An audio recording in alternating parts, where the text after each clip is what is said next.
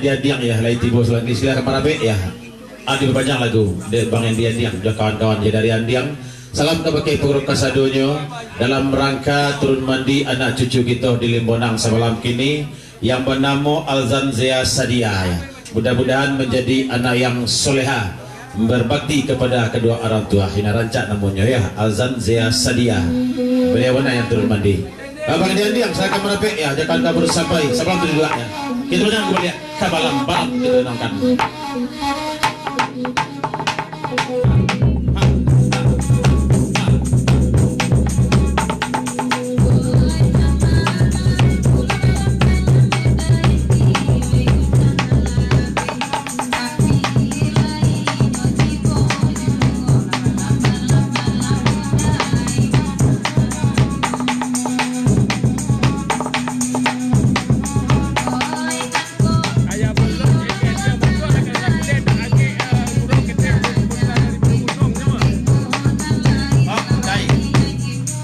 Ayah balik ibu te endi dari andiang tu ya. Ayah bolot endi andiang masuklah dalam. Nak lomak gurau kita te ya. Selamat bergurau semalam suntuk ke Putra Boro Gunung ya. Yalah, masuk orang pengalam dua ya. Putra Boro Gunung yang di dua pun ko adon dan dari Gunung. Ayah bolot dia bentuk kita bu silakan berapa ya. Kita jangan boleh kabalam-balam. Selamat bergurau semalam gontiak. Yo bona serasi bona pandai bona yo relesi mencari lokasi. Baju dah te pentas punyang. Derai kasuk punyang, yoko punyang. Yang san. Dari Bang Diang ya. Ucapan selamat bergurau semalam suntuk, salam kabake pegurau kasadonyo. Yo bona santiang bona yo relesi mencari ya.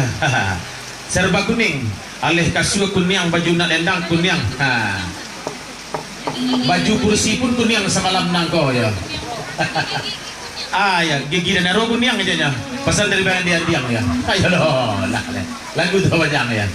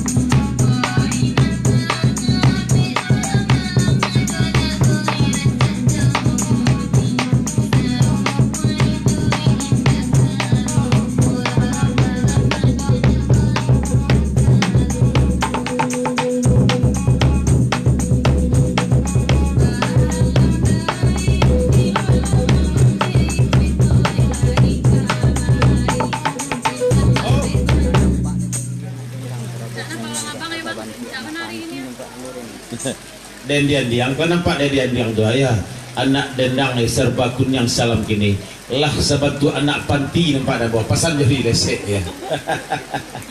Anak panti lihat dia lagu itu banyak. Salam tu Joy di Dharmasraya ya. Basoso agetai.